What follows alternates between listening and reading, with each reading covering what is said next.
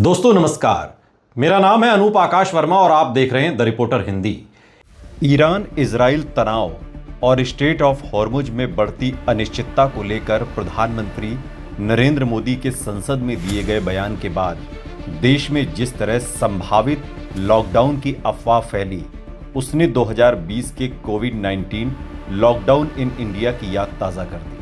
हालांकि सरकार ने तुरंत साफ किया कि लॉकडाउन जैसा कोई फैसला नहीं लिया जा रहा है।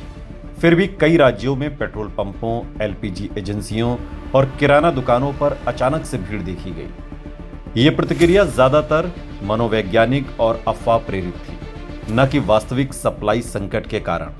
वास्तविक स्थिति को तथ्यों के साथ समझें तो भारत अपनी ऊर्जा जरूरतों का लगभग 80 से 85% कच्चा तेल आयात करता है, जिसमें एक बड़ा हिस्सा पश्चिम एशिया से आता है और स्ट्रेट ऑफ हॉर्मुज के रास्ते से गुजरता है।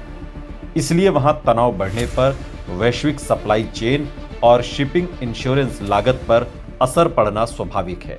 लेकिन तुरंत ईंधन खत्म हो जाएगा जैसी आशंकाएं वास्तविकता से काफी दूर हैं। भारत के पास बहुस्तरीय बफर सिस्टम मौजूद है।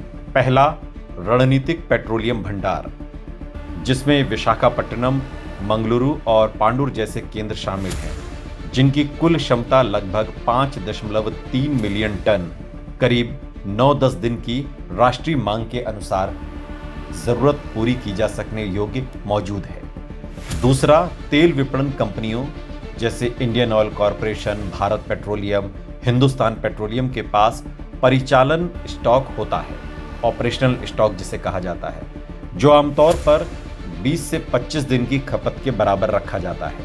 यानी कुल मिलाकर देश के पास लगभग 30 से 35 दिन का बफर यानी स्ट्रेटेजिक प्लस कमर्शियल रहता है, जो किसी भी अचानक व्यवधान को संभालने के लिए पर्याप्त माना जाता है। एलपीजी यानी रसोई गैस, इस मामले में स्थिति और भी स्थिर है। भारत में 30 करोड़ से अधिक कनेक्शन हैं और सप्लाई का बड़ा हिस्सा घरेलू रिफाइनरियों और दीर्घकालिक आयात अनुबंधों से आता है। लॉन्ग टर्म कॉन्ट्रैक्ट्स, तेल कंपनियों के पास आमतौर पर 2 से 3 हफ्तों का एलपीजी स्टॉक और लगातार आने वाली शिपमेंट्स की कतार रहती है, जिससे अचानक कमी की संभावना बहुत कम होती है। जहां तक कितने जहाज आ चुके हैं और कितने आने वाले हैं जैसे सवालों का संबंध है, तो ये डेटा रियल टाइम कमर्शियल और पोर्ट ऑपरेशंस का हिस्सा होता है, जो रोज बदलता है।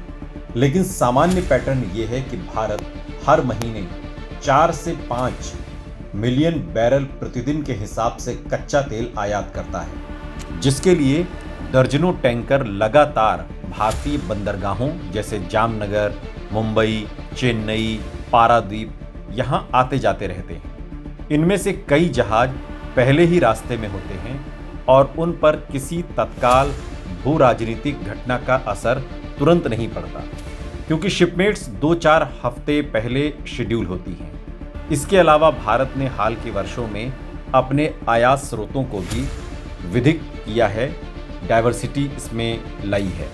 रूस, अमेरिका, अफ्रीका और लैटिन अमेरिका से भी कच्चा तेल खरीदा जा रहा है, जिससे स्ट्रेट ऑफ हॉर्मुज पर निर्भरता कुछ हद तक कम हुई है। यही कारण है कि भले ही वहां तनाव बढ़े, सप्लाई पूरी तरह रुकने की संभावना बेहद कम रहती है।